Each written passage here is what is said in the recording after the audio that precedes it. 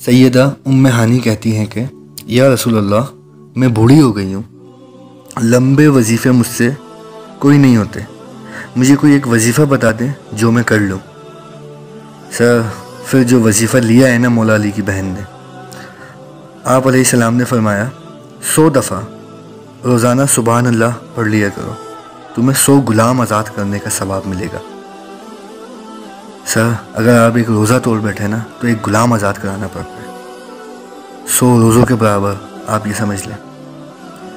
100 दफ़ा अल्हम्दुलिल्लाह पढ़ लिया करो, तुम्हें 100 घोड़े अल्लाह की राह में जहाद के लिए भेजने का सवाब मिलेगा। 100 दफ़ा अल्लाहु अकबर पढ़ लिया करो, तुम्हें 100 ऊँट अल्लाह की राह में भेजने का, कुर्बान करने का, नहर करने का सवाब मिलेगा। 100 ऊँट सर जी, एक ऊँट की कीमत ऑलमोस्ट 2-2.5 लाख रुपए है। करोड़ों रुपए का वजीफ़ा है, मिलियंस ऑफ डॉलर का ये वजीफ़ा है, फ्री में। और 100 दफ़ा ला इलाहा इल्लल्लाह पढ़ लिया करो। ये ज़मीन और आसमान के दरमियान जितना फासला है इसको सवाब से भर देगा।